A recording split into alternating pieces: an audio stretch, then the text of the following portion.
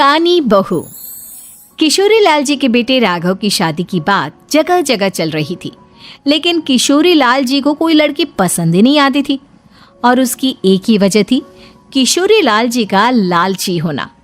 उनको लड़की वालों से मोटा दहेज चाहिए था और इसी चक्कर में एक दिन वो एक बहुत पैसे वाले के घर अपने बेटे का रिश्ता लेकर पहुंचे। उस आदमी का नाम था ओम प्रकाश। देखिए किशोरी लाल जी, मेरी एक ही बेटी है और मेरी सारी संपत्ति जायदाद सब कुछ मेरी बेटी नैना का ही है। पापा, नाम से लगता है बहुत खूबसूरत होगी। कितना अच्छा नाम है ना, नैना। ओ वैसे बात तो सही है आपकी। अब इतना पैसा है, जमीन जायदाद है, इकलौती बेटी, आप भी क्या करेंगे? सब कुछ उसे ही देंगे ना। बिल्कुल ठीक पहचाना आपने। बस बेटी की शादी और सारी जायदाद उसके नाम। पापा, बिना देखे हाँ कर दीजिए ना। इतना अच्छा रिश्ता फिर कहाँ मिलेगा? माला माल हो जाएंगे हम। मैं अपनी बेटी को बुलाता हूँ। अरे नहीं नहीं नहीं नहीं, आपकी बेटी का नाम नैना है, सुनकर ही लगता है बहुत सुंदर होगी। रहने दीजिए अंकल, मैं तो आपकी बेटी के नाम से ही इतना खुश हो गया हूँ कि उसे बिना देखे शादी करने को तैयार हूँ। अब तो मैं उसका चेहरा सीधे शादी के बाद ही देखूंगा। और इस तरह राघव नैना का चेहरा नहीं देखता और उससे शादी कर लेता है। शादी के बाद अपनी सुहाग रात पर जब राघव नैना का घूंघट उठाकर देखता है तो नैना की आंखें बंद थी। कितने खूबसूरत हो तुम नैना, जरा अपनी आंखें खोलकर मेरी तरफ देखो तो सही। नहीं, मुझे शर्म आती है।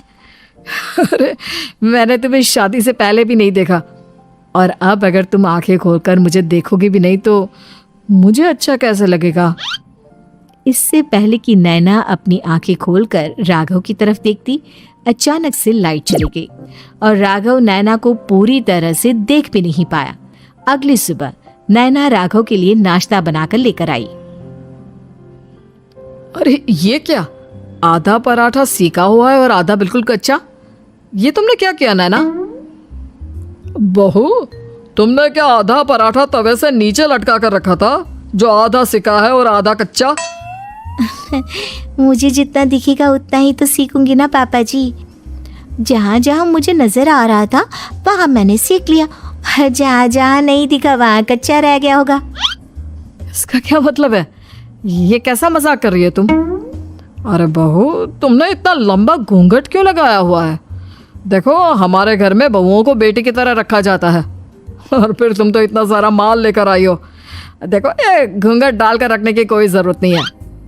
हाँ नैना, पापा जी ठीक कह रहे हैं, तुम तो आराम से रहो, अपना ही घर समझो।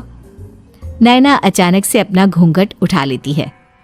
अरे ये क्या पापा, नैना की तो एक आंख फूटी हुई है। नाम से नैना, लेकिन ये तो कानी बहू निकली। मेरे साथ धोखा हुआ है, धोखा। बिना दिखाए अपनी कानी लड़की मेरे संग ब्याह दी। मुझे कानी बीवी नहीं चाहिए। मुझे अभी ओम प्रकाश जी से बात करनी पड़ेगी। आखिर उन्होंने मेरे साथ ऐसा किया क्यों? अरे आप लोगों ने ही तो पापा से कहा था कि आप लोग शादी से पहले मुझे देखना नहीं चाहते। अब मेरे पापा पर क्यों इल्जाम लगा रहे हैं? अरे लेकिन उन्हें बताना तो चाहिए था ना कि तुम कानी हो, एक आंख से तुम्हें दिखाई नहीं देता।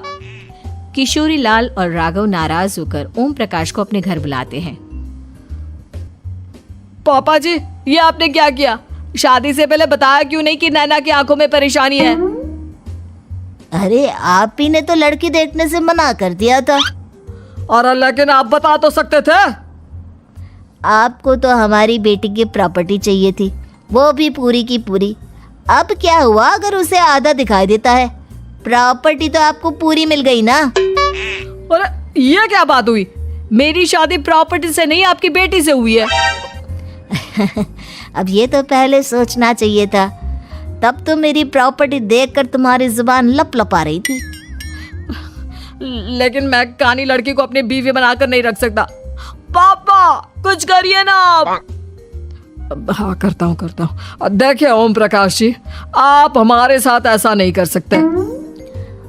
और तुम देखो, अगर तुमने मेरी बेटी से शादी तोड़ी ना, तो जो भी प्रॉपर्टी मैंने तुम्हें दी है वो तो पूरी की पूरी वापस ले ही लूँगा, और आधी प्रॉपर्टी तुम्हारी भी लूँगा। अरे मेरी आधी प्रॉपर्टी भला क्यों लेंगे आप? इसलिए क्योंकि मेरी बेटी को आधा नजर आता है और उसकी नज़र अभी तक तुम्हारी आधी जायदाद पर ही पड़ी है। अब तुम उसे घर से निकालोगे तो कुछ तो लेकर जाएगी ना।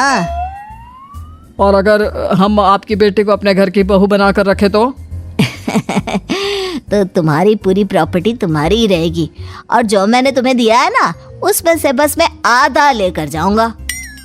अरे लेकिन अब आप अपनी दी हुई प्रॉपर्टी में से आधी वापस क्यों लेकर जाएंगे? अगर मैं आपकी बेटी को अपनी पत्नी बनाकर रखने को तैयार हूं तो? इसलिए ताकि भविष्य में अगर तुम मेरी बेटी को धोखा दो तो उसके पास कुछ तो रहे जो पति का हो। वैसे मेरे पास तो बहुत कुछ है, लेकिन अपने पति की कोई निशानी तो उसके पास होनी चाहिए ना। अब अगर तुमने मेरी बेटी को कहानी कहा तो तुम्हें प्रॉपर्टी भी कहानी ही मिलेगी, पूरी नहीं। जमाए राजा। किशोरी लाल और राघव समझ चुके थे कि वो बुरी तरह फंस चुके हैं और अब उनके पास वहां से निकलने का कोई चारा नहीं है। अब समझ में आया ना, लालच बुरी बला होती है। एक तो तुम्हें प्रॉपर्टी मिली, ऊपर से बीवी मिली, उसमें तुम्हें नखरे भी दिखाने हैं। आए बड़े, चुपचाप बैठो दोनों। कुछ दिनों के बाद नैना राघव की कार लेकर बाजार घूमने निकलती है और जब कार लेकर वापस आती है, ये क्या? एक तरफ से मेरी गाड़ी पूरी खराब हो चुकी है। लगता है तुमने मेरी गाड़ी को किसी दूसरी गाड़ी के साथ एक्सीडेंट किया है। अरे अरे कितना बड़ा नुकसान कर दिया तुमने बहू। वो क्या है ना पापा जी, मुझे एक आंख से दिखाई नहीं दे रहा था, सामने से गाड़ी आ रही थी। मुझे तो सिर्फ आधा ही दिखाई दिया और वो गाड़ी मेरी कार से रगड़ते हुए निकल गई। अब मैं क्या करूं बताओ? आप इसे ठीक कराने के पैसे कौन देगा? तुम्हारे पापा? तुमने मुझसे इस तरह से बात की? अभी रुको। नैना राघव की शिकायत ओम प्रकाश को कर देती है। देखो राघव, अब जो मेरी आधी प्रॉपर्टी तुम्हारे पास थी ना, उसमें से आधी और मैं लेकर जाऊंगा, क्योंकि तुमने मेरी बेटी को डांटा। अरे नहीं नहीं पापा जी, गलती हो गई, माफ कर दो। गलती की तो कोई गुंजाइश ही नहीं। अगली बार मेरी बेटी को डांटा तो बची हुई आधी में से आधी और ले जाऊंगा। लालच के चक्कर में हम दोनों ने बहुत बड़ी गलती कर दी बेटा। एक तो तुम्हें कानी बहू मिली और ऊपर से जो माल मिला वो भी काना। इस तरह राघव की हर एक गलती पर ओम प्रकाश उसकी प्रॉपर्टी का आधा आधा हिस्सा लेकर अपना सारा माल वापस ले गया और राघव को कानी बीवी से काम चलाना पड़ा। भाई लालच वाकई में बुरी बला है।